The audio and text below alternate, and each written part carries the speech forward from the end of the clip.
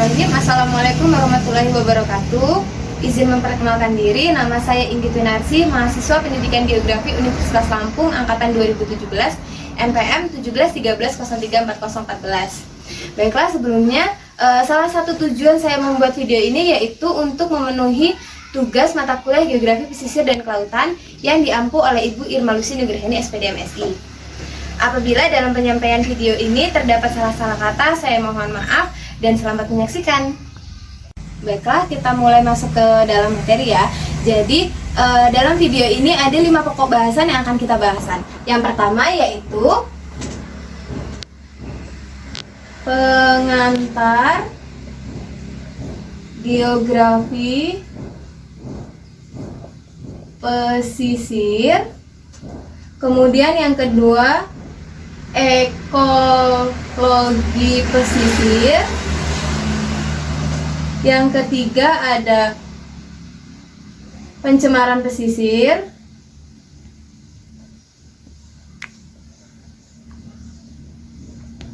Yang keempat potensi wilayah pesisir. Dan yang kelima pengelolaan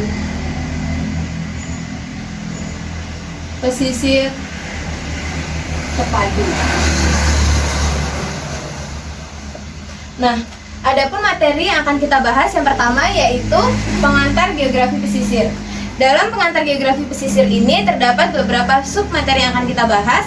Di antaranya ada pengertian pesisir, kemudian zona-zona yang ada dalam pesisir, kemudian ciri-ciri pesisir dan isu-isu strategis pesisir. Baiklah, kita masuk ke submateri yang pertama yaitu pengertian pesisir. Pesisir merupakan daerah peralihan atau daerah pertemuan antara daratan dan lautan, yang mana kegiatannya saling dipengaruhi dan saling mempengaruhi baik secara fisik, sosial maupun ekonomi. Pesisir sendiri terbagi atas beberapa zona. Nah, dari masing-masing zona ini mereka menghasilkan struktur sedimen yang berbeda. Di sini saya akan mengilustrasikan zona-zona yang ada di pesisir. Yang ini merupakan daerah daratan dan ini merupakan daerah lautan. Zona yang pertama yaitu Zona yang pertama yaitu backshore, kemudian foreshore. Kemudian zona yang ketiga yaitu zona inshore. Dan zona yang keempat yaitu zona offshore.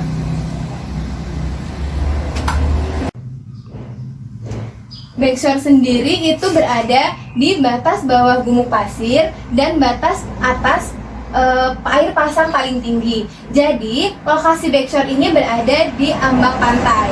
Kemudian yang kedua itu ada foreshore. Zona yang kedua yaitu zona foreshore atau yang disebut juga dengan zona pasang laut, di mana lokasi zona ini berada di batas bawah air pasang dan batas atas air pasang.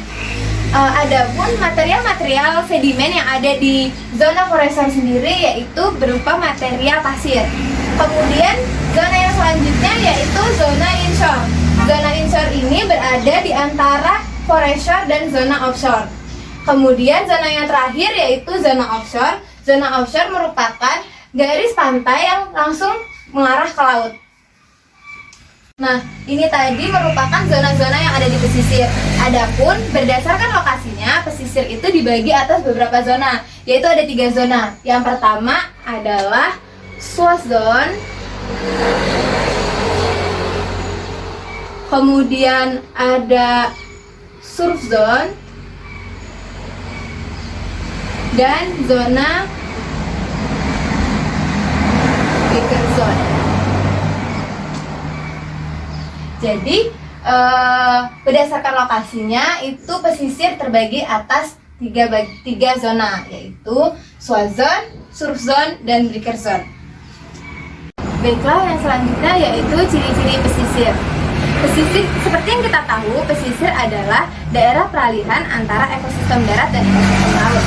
Nah, pesisir sendiri memiliki ciri-ciri, di antaranya pertama merupakan wilayah yang sangat dinamis dengan perubahan-perubahan baik biologis, kimiawi, dan geologi yang sangat cepat. Kemudian tempat di mana terdapat ekosistem yang produktif dan beragam dan beragam dan merupakan tempat bertelur, tempat asuhan, dan tempat berlindung berbagai jenis organisme perairan. Kemudian ekosistemnya terdiri dari terumbu karang, hutan bakau, pantai dan pasir, muara sungai, lanun, dan lain sebagainya. Kemudian sebagai tempat tinggal selanjutnya sebagai tempat tinggal manusia, sarana transportasi, dan tempat. Nah, pesisir sendiri memiliki beragam isu-isu strategis. Wilayah pesisir memiliki nilai strategis, ditunjang oleh potensi kekayaan hayati seperti sumber daya alam, ekologi, sosial, ekonomi, hingga kepariwisata. Kekayaan inilah yang berdampak pada banyaknya pihak yang berkeinginan untuk memanfaatkan potensi tersebut. Pemanfaatannya ini tidak memperhatikan aspek-aspek penting, maka tentunya pemanfaatan tersebut dapat merusak ekosistem lingkungan di wilayah pesisir dalam jangka waktu panjang. Permasalahan serius dan menjadi isu-isu strategis semakin bermunculan seiring pelaksanaan otonomi daerah dan paradigma pembangunan kelautan.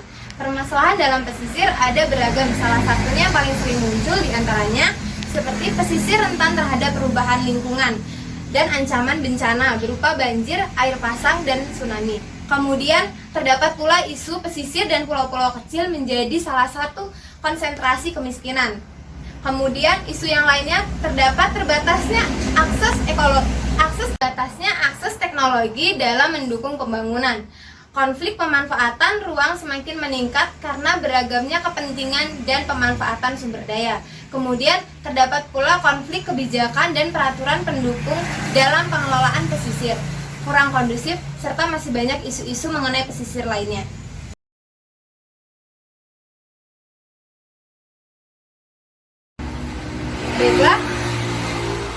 Baiklah, kita masuk ke dalam materi yang kedua, yaitu mengenai ekologi pesisir. Nah, ekologi sendiri yaitu hubungan timbal balik antara organisme dengan lingkungannya. Ekologi pesisir itu dibagi atas dua ekosistem. Yang pertama ekosistem alami dan ekosistem buatan. Ekosistem alami itu terdiri atas yang pertama ada hutan mangrove,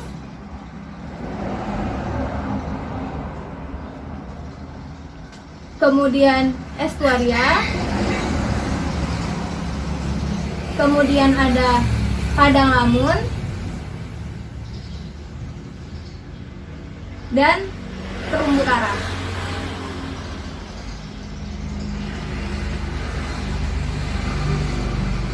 Adapun ekosistem buatan itu terdiri atas pemukiman, yang kedua industri, kemudian tambak, dan yang keempat perikanan.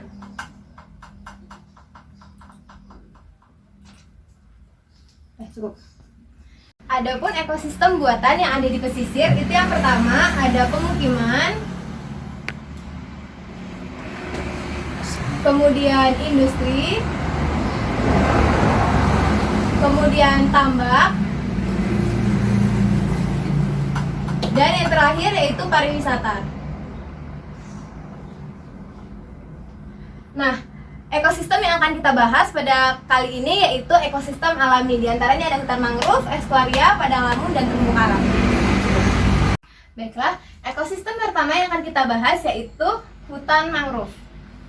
Hutan mangrove merupakan satu ekosistem hutan dengan kelompok tumbuhan yang dapat hidup di daerah dengan kadar garam yang cukup tinggi. Hutan mangrove mempunyai beberapa keterkaitan dan kontribusi dalam pemenuhan kebutuhan manusia, baik fungsinya dalam menyediakan bahan pangan, papan, dan kesehatan, serta kontribusinya terhadap lingkungan. Fungsi hutan mangrove itu sendiri sebagai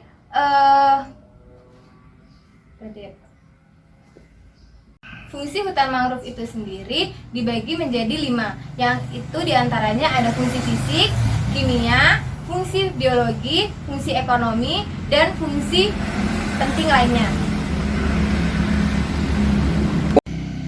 Secara fisik, hutan mangrove memiliki beragam fungsi, di antaranya yaitu untuk menjaga kestabilan garis pantai, menahan pantai dari adanya proses abrasi, dan menahan sedimen.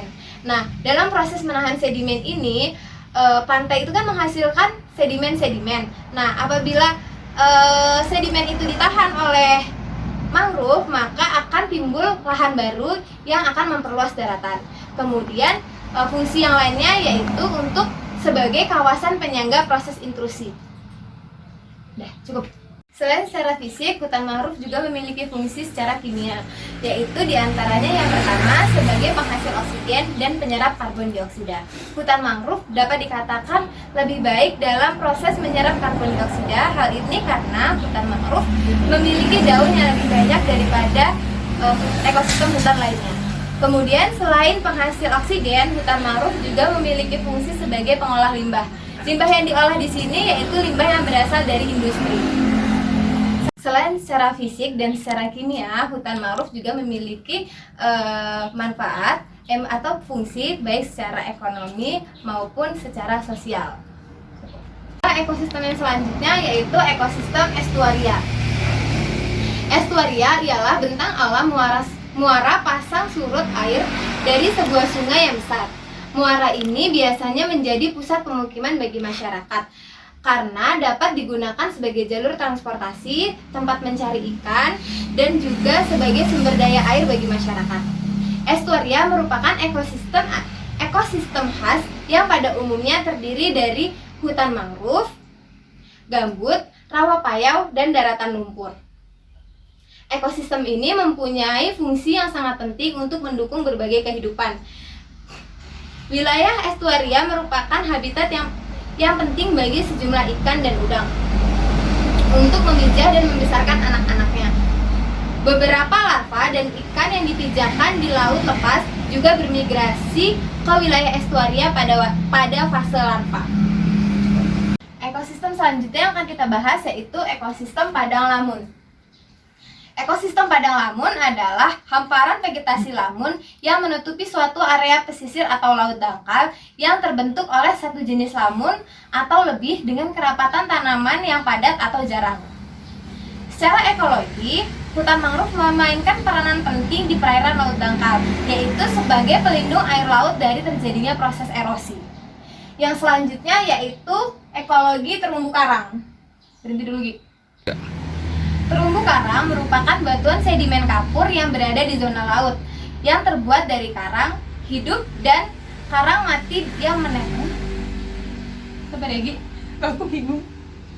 Ini masih lanjut loh. Ekosistem yang selanjutnya yaitu ekosistem terumbu karang. Terumbu karang merupakan batuan sedimen yang berada di zona laut yang terbuat dari karang hidup dan karang mati yang menempel.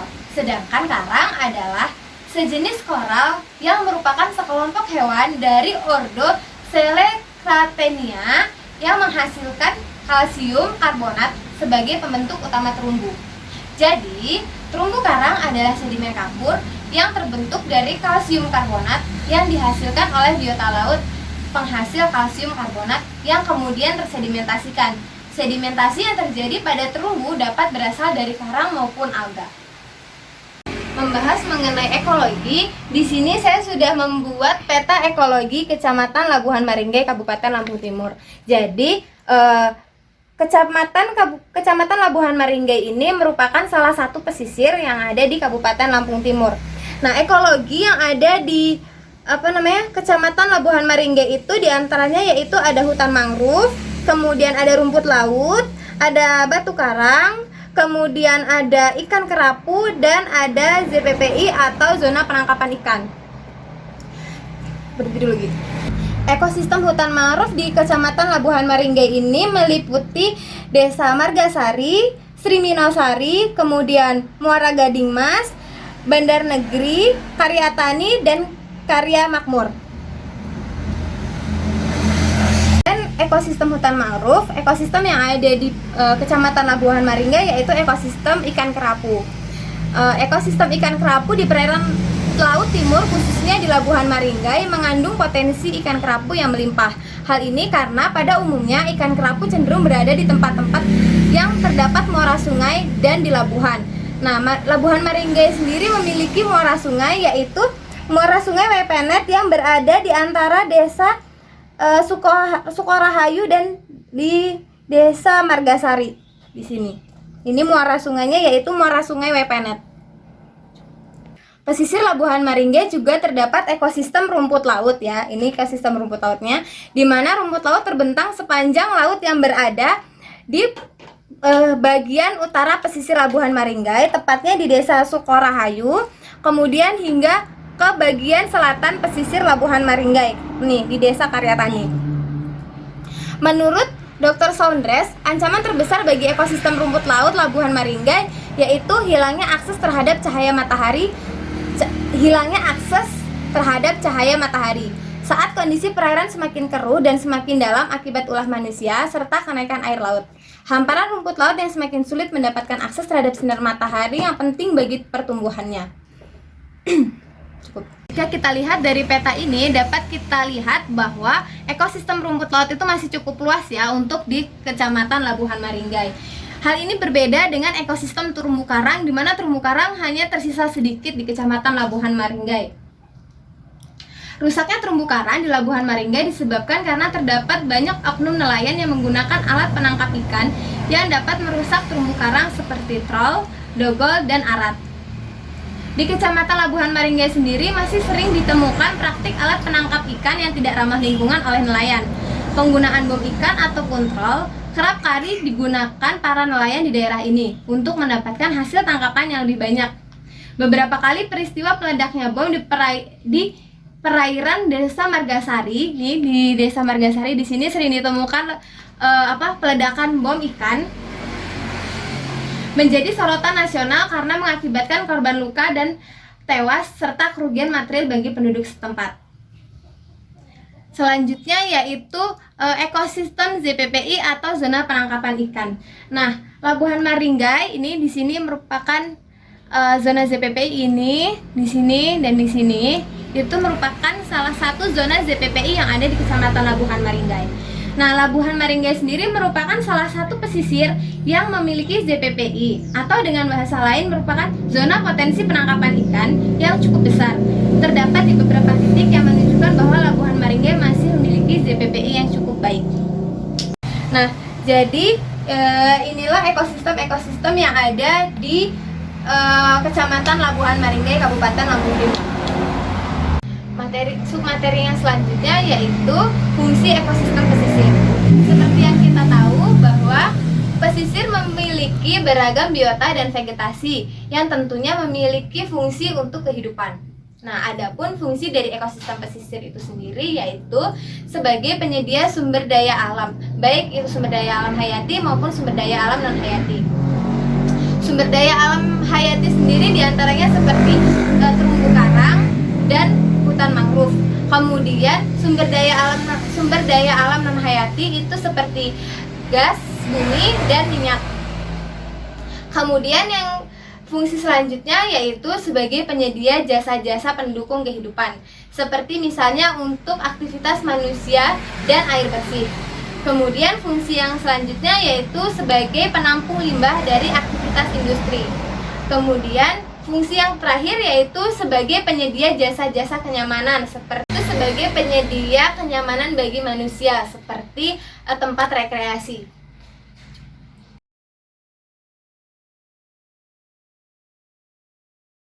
Selanjutnya kita masuk ke materi yang ketiga, yaitu pencemaran wilayah pesisir.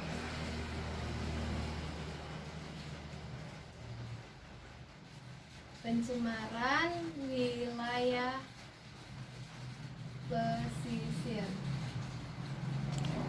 Sebelumnya kita perlu ketahui dulu apa itu pencemaran. Pencemaran yaitu masuknya atau dimasukkannya makhluk hidup, zat, energi, dan atau komponen lain ke dalam lingkungan laut oleh kegiatan manusia sehingga kualitasnya turun sampai ke tingkat tertentu yang menyebabkan lingkungan laut tidak sesuai dengan keadaan yang seharusnya. Dalam perspektif global, pencemaran lingkungan di pesisir dan laut dapat diakibatkan oleh limbah kegiatan yang dilakukan baik di daratan ataupun kegiatan di lautan. Kontaminasi lingkungan laut akibat pencemaran dapat dibagi dua, yaitu kontaminasi secara fisik dan kontaminasi secara kimiawi. Setelah mengetahui pengertian dari pencemaran, maka kita akan membahas mengenai sumber-sumber pencemaran. Pertumbuhan jumlah penduduk yang mendiami wilayah pesisir dan meningkatnya kegiatan pariwisata juga akan meningkatkan jumlah sampah dan kandungan bakteri yang dapat menyebabkan berbagai kerugian di lingkungan pesisir. Penggunaan pupuk untuk menyuburkan area persawahan di sepanjang daerah aliran sungai yang berada di atasnya, serta kegiatan-kegiatan industri di darat yang membuang limbahnya ke dalam badan sungai yang kemudian dibawa oleh sungai sampai ke laut melalui wilayah pesisir. Hal ini akan memperbesar tekanan ekologis bagi pesisir. Pencemaran yang berasal dari limbah industri dan kapal-kapal di sepanjang wilayah pesisir umumnya mengandung logam berat. Kandungan logam berat di perairan diperkirakan akan terus meningkat dan akan mengakibatkan terjadinya erosi dan pencucian tanah, masuknya sampah industri dan pembakaran bahan bakar fosil di perairan dan akan naik ke atmosfer, serta pelepasan sedimen dan kegiatan dari lumpur aktif secara langsung. Pencemaran pesisir berasal dari dua sumber, yaitu dari darat dan dari laut. Nah, pencemaran yang berasal dari darat yaitu diantaranya penebangan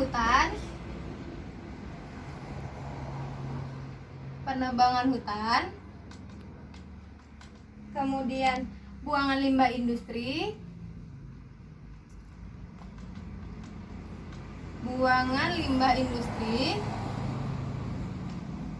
kemudian yang ketiga buangan limbah pertanian,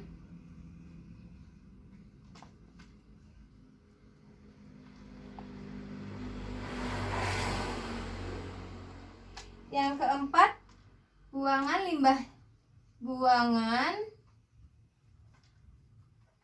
limbah cair domestik, kemudian yang kelima buangan limbah padat, dan yang keenam konservasi lahan mangrove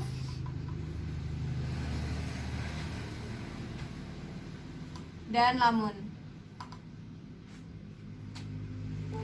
Jadi pencemaran di wilayah pesisir itu yang berasal dari darat itu ada 6 sumber, yaitu penebangan hutan, buangan limbah industri, buangan limbah pertanian, buangan limbah cair domestik, buangan limbah padat, dan konservasi lahan hutan mangrove dan lamun. Selain dari darat, pencemaran juga bisa bersumber dari laut itu sendiri. Sumber pencemaran yang berasal dari laut itu diantaranya yaitu adanya pelayaran, kemudian ada dumping di laut,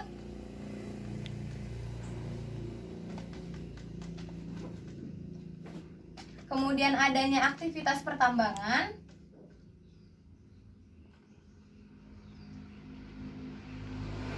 kemudian adanya aktivitas eksploitasi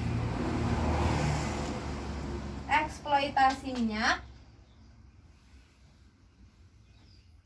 kemudian adanya kegiatan budidaya laut,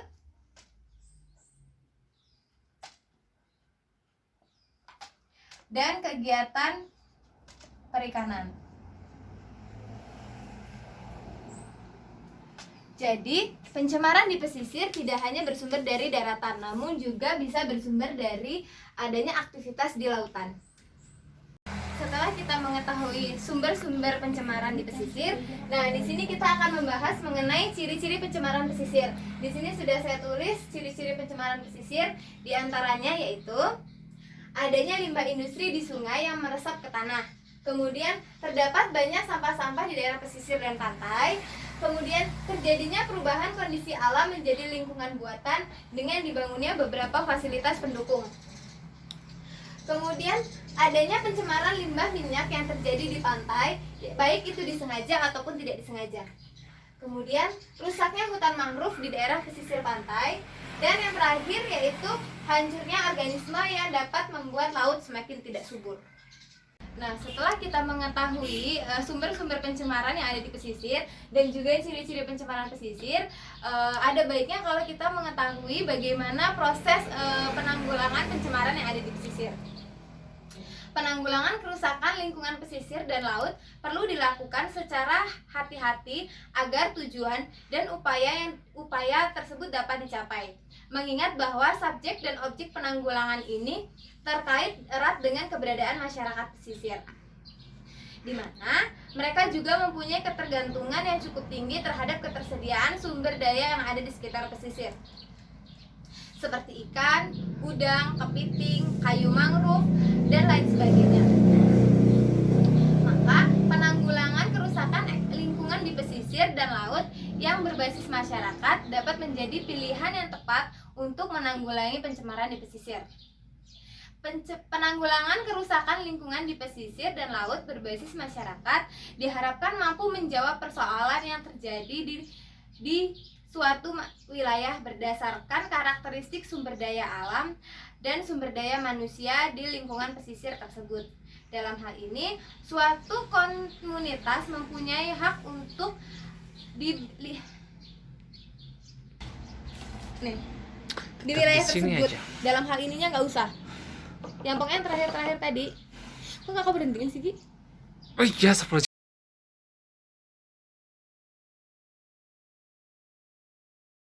Baiklah, kita masuk ke pokok bahasan yang selanjutnya, yaitu mengenai potensi wilayah pesisir. Menurut Undang-Undang nomor 27 tahun 2007, wilayah pesisir memiliki keberagaman potensi sumber daya alam yang cukup tinggi dan sangat bagi pengembangan sosial, ekonomi, dan budaya, lingkungan, dan penyangga kedaulatan bangsa. Pada dasarnya, wilayah pesisir tersusun dari berbagai ekosistem seperti hutan mangrove, estuaria, padang lamun, dan terumbu karang. Yang mana masing-masing ekosistem itu saling terkait dan saling mempengaruhi. Potensi kawasan pesisir menurut undang-undang dibagi menjadi 3. Yang pertama yaitu sumber daya hayati, sumber daya non-hayati, dan sumber daya buatan. Sumber daya hayati di sini meliputi ikan, terumbu karang, padang lamun, hutan mangrove, dan biota-biota laut lainnya. Kemudian sumber daya alam non-hayati yaitu diantaranya seperti pasir, air laut, dan mineral laut. Kemudian sumber daya buatan berupa infrastruktur laut yang terkait dengan kelautan dan perikanan, serta jasa-jasa berupa keindahan alam, permukaan dasar laut, ataupun tempat instalasi bawah laut. Setelah kita mengetahui pengertian dari potensi pesisir dan juga apa saja potensi-potensi yang ada di pesisir, maka perlu kita ketahui bahwa pos pesisir itu memiliki fungsi, yaitu dilihat dari berbagai potensinya, wilayah pesisir sangat berperan penting dalam keberlangsungan hidup manusia ataupun human survival. Namun pada dasarnya, ekosistem pesisir memiliki fungsi utama secara hidrobiologis. Selain itu, fungsi lain yang sangat dirasakan yaitu dalam hal ekonomi, karena aspek sumber daya alamnya yang sangat berlimpah, sehingga dapat dimanfaatkan baik dalam bentuk pariwisata maupun secara eksploitasi. Menurut MEA, terdapat 4 fungsi dari pesisir, diantaranya yaitu yang pertama, fungsi penyedia barang dan jasa,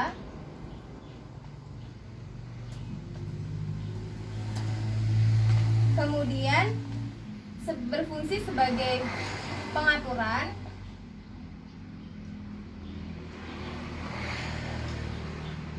kemudian dari aspek fungsi budaya,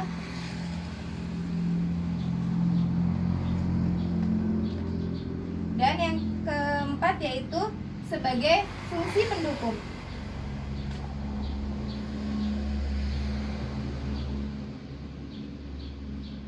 Atau sebagai produksi primer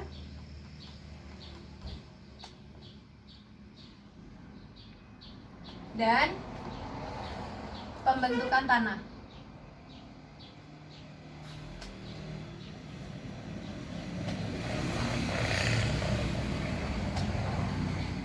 Inilah ada empat fungsi dari pesisir, yaitu sebagai penyedia barang dan jasa, kemudian berfungsi sebagai pengaturan, fungsi budaya, dan fungsi pendukung, yaitu sebagai produksi primer dan pembentukan tanah.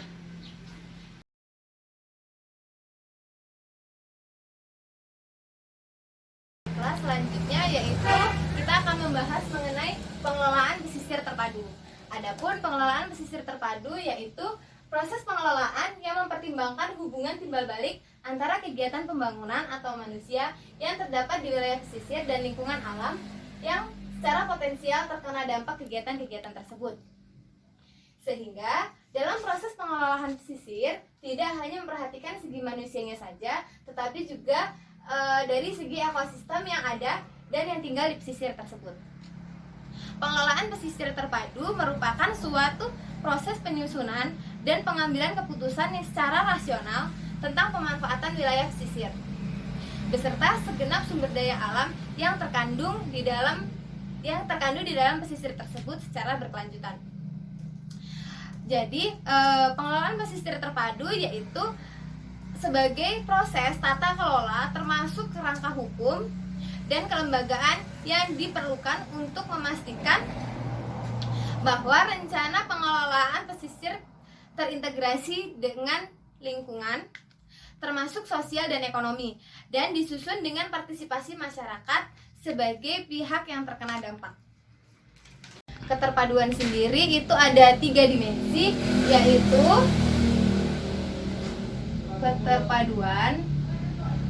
Terpaduan ini mencakup 3 dimensi, yaitu yang pertama dimensi sektoral, kemudian ilmu, kemudian keterkaitan ekologi.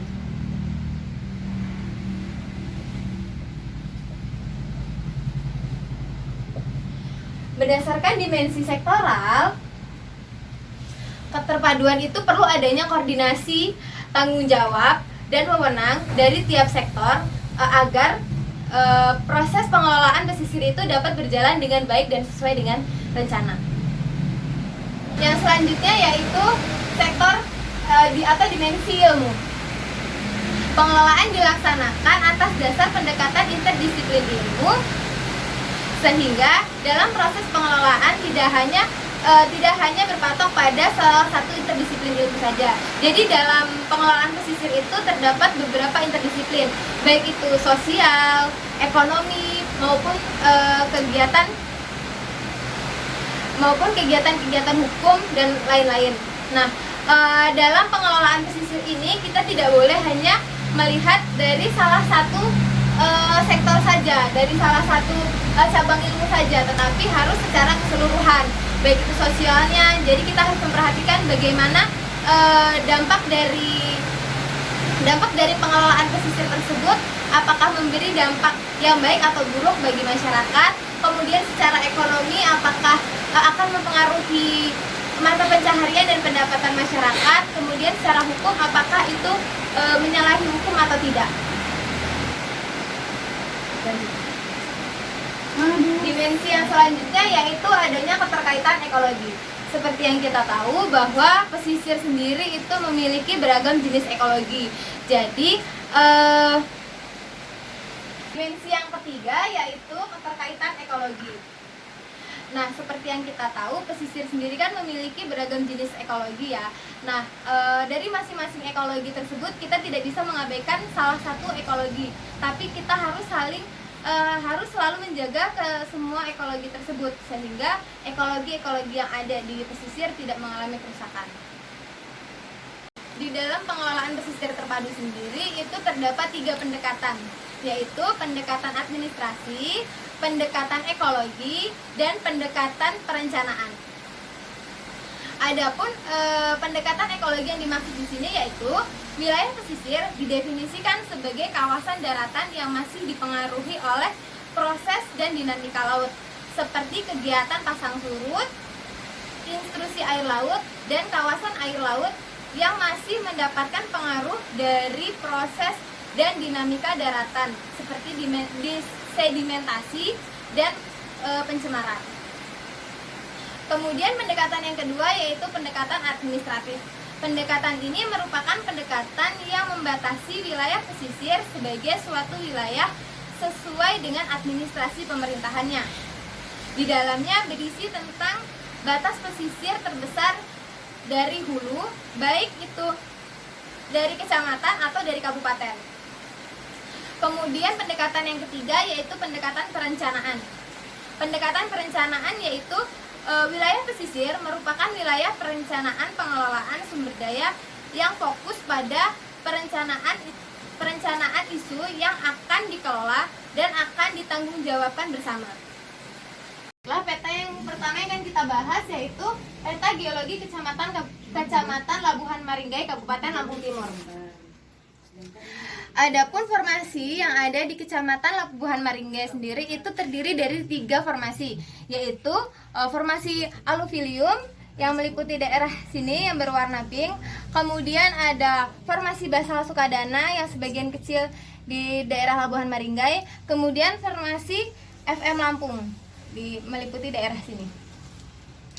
Jadi susunan stratigrafi di Kecamatan Labuhan Maringgai yang berada pada formasi aluvilium ini terdiri atas bongkah, kerikil, pasir, tanah, lumpur, dan lempung.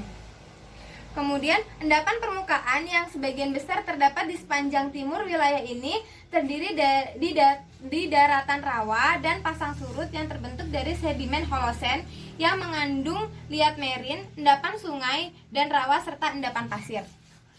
Jadi formasi aluvilium ini meliputi desa Sukorahayu, kemudian sebagian desa Karanganyar, dan sebagian desa Sri Gading, serta meliputi seluruh desa Margasari, kemudian sebagian desa Sri Minosari, dan sebagian desa Muara Gading Mas, serta seluruh desa di Bandar Negeri, sebagian desa di Karya Makmur, dan sebagian desa di Karya Tani. Kemudian formasi yang selanjutnya yaitu FM Lampung atau batuan gunung api. Batuan gunung api yang terbentuk dari endapan gunung api, tufa Lampung, dan andesit tua. Formasi batuan gunung api ini berbatasan dengan endapan holosen. Formasi ini merupakan endapan yang diendapkan dalam lingkungan merin yang bercampur dengan endapan merin halus. Formasi ini mempunyai komposisi bahan halus sampai kasar yang mengandung gelas dan batu apung. Nah, FM Lampung itu atau batuan gunung api ini meliputi sebagian desa Karanganyar, kemudian sebagian desa Karanggading, sebagian desa Sri Minosari, sebagian desa Labuhan Maringgai, sebagian desa Maringgai, sebagian desa Karya Makmur, dan sebagian desa Karya Tani. Kemudian formasi yang selanjutnya yaitu formasi basal Sukadana yang meliputi desa Labuhan Maringgai, dan sebagian kecil Karya Makmur. Basal Sukadana atau batuan beku yang terbentuk dari basal Sukadana, batuan terobosan Miosen seperti granit dan gradiorit. Batuan yang terdapat pada formasi ini yaitu basal berongga. Basal Sukadana berupa aliran lava basal pejal berwarna kelabu tua kehitaman. Bagian atasnya banyak mengandung lubang gas, setempat mengandung henolit berupa basal berlubang gas, mengalami pelapukan mengulit bawang, ditambang sebagai bahan bangunan. Yang selanjutnya yaitu peta jenis tanah Kecamatan Labuhan Maringgai, Kabupaten Lampung Timur. Di dalam peta ini dapat kita lihat bahwa Labuhan Maringgai itu memiliki beragam jenis tanah, yaitu diantaranya ada aluvium litosol regosol, kemudian tanah aluvium, kemudian tanah latosol petsol, tanah litosol regosol dan aluvial, kemudian tanah petsol dan tanah sedimen. Tanah aluvilium sendiri merupakan tanah yang terbentuk karena endapan halus di aliran sungai. Daerah endapan terjadi di sungai pesisir, danau yang berada di dataran rendah, ataupun cekungan yang memungkinkan terjadinya endapan. Tanah aluvilium terdapat di Kecamatan Maringgai, berada di formasi aluvilium atau formasi endapan permukaan. Jadi tanah aluvilium ini mereka merupakan tanah hasil hasil endapan dari kegiatan-kegiatan perairan. Jadi tanah aluvilium ini berada di sekitaran lokasi pantai dan dekat dengan lokasi sungai. Kemudian yang selanjutnya yaitu di Desa Sukorahayu, Karanganyar, Sri Gading, Sri Minosari, Labuhan Maringgai, Muara Gading Mas, Banjarnegeri, Karya Makmur, dan Karya Tani itu tersusun atas 3 jenis tanah, yaitu tanah aluvial, litosol, dan regosol. Yang pertama yaitu tanah aluvial. Tanah aluvial yaitu tanah endapan yang dibentuk dari lumpur dan pasir halus yang mengalami erosi tanah. Jadi di yang warna kuning ini salah satunya itu yaitu adanya tanah aluvial yang merupakan tanah hasil dari endapan. Yang selanjutnya yaitu masih di lingkup yang sama, yaitu litosol. Litosol terbentuk dari batuan beku dari proses letusan gunung berapi dan sedimen keras yang proses pelapukan kimia dengan bantuan organisme hidup dan fisikanya dengan bantuan sinar matahari dan hujan yang belum sempurna. Kemudian yang selanjutnya yaitu masih di lingkup ini juga, itu ada tanah regosol. Tanah regosol merupakan jenis tanah yang merupakan butiran kasar yang berasal dari material erupsi gunung berapi. Dengan demikian tanah regosol merupakan salah satu hasil dari peristiwa vulkanisme. Tanah regosol merupakan tanah yang berupa tanah aluvial yang diendapkan. Jadi di daerah yang berwarna kuning ini merupakan jenis tanah yang hasil dari endapan gunung api. Yang selanjutnya itu ada yang saya simbolkan dengan warna biru. Ini merupakan tanah latosol petsol, di mana tanah latosol yaitu terbentuk karena adanya pelapukan batuan beku yang bersumber dari gunung berapi saat mengalami erupsi. Ada juga pembentukan lainnya seperti adanya batuan sedimen dan metamorf yang mengalami pelapukan, baik secara kimiawi, fisika, ataupun secara organik oleh organisme hidup yang membantu proses pelapukan tersebut hingga menjadi tanah. Yang selanjutnya yaitu tanah sedimen. Tanah sedimen juga terdapat di sebagian kecil desa Labuhan Maringgai. Dan sebagian kecil, jadi tanah sedimen ini berada di sebagian kecil desa Maringgai dan sebagian kecil desa Labuhan Maringgai. Artinya di kedua desa pada peta jenis tanah ini terlihat bahwa sebagian desa Karya Makmur dan sebagian desa Karya Tani terdapat tanah petsol yang disimbolkan dengan simbol warna ungu. Dan juga tanah sedimen yang disimbolkan dengan warna merah muda. Tanah sedimen terdapat di sebagian kecil desa Labuhan Maringgai dan sebagian kecil desa Maringgai. Artinya, di keempat desa tersebut memiliki jenis tanah yang berasal dari hasil endapan. Yang selanjutnya yaitu peta lereng Kecamatan Labuhan Maringgai, Kabupaten Lampung Timur. Dari peta ini dapat kita lihat bahwa Kabupaten Labuhan Maringgai itu berada di kemiringan antara 0 sampai 8% dengan ketinggian rata-rata yaitu 3 sampai 15 meter di atas permukaan laut. Adapun daerah yang paling rendah yaitu Desa Karya Makmur. Di sini Desa Karya Makmur dan Desa Muara Gading Mas. Ini merupakan desa yang paling rendah yaitu dengan ketinggian 3 meter di atas permukaan laut. Sedangkan Banjarnegeri, Margasari, Sukorahayu,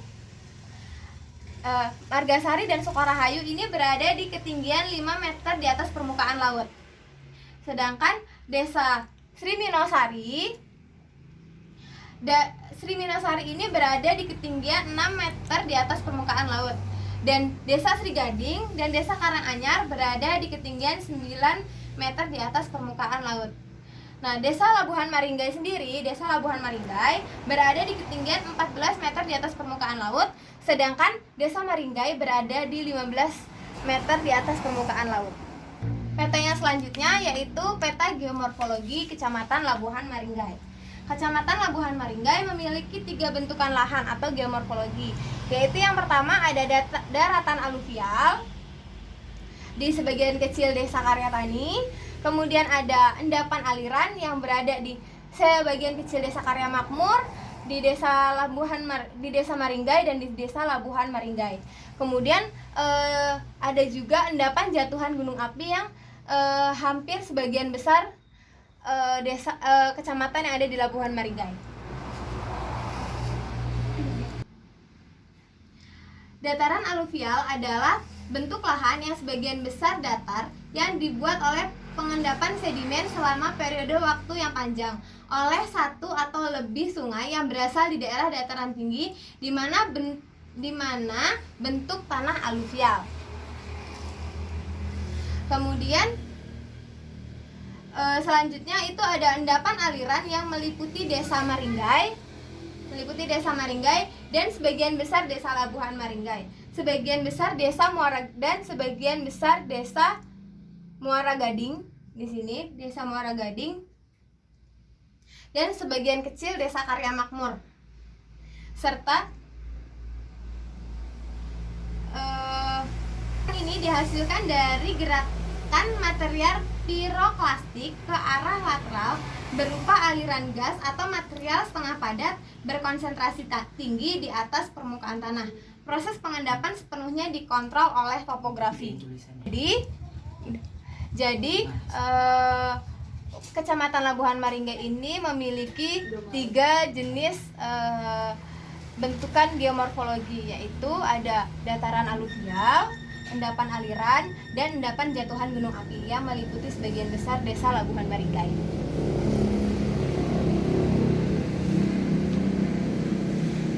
Demikian pemaparan materi dari saya mengenai geografi pesisir dan kelautan. Apabila terdapat salah-salah kata, saya mohon maaf, dan kepada teman-teman yang telah membantu, saya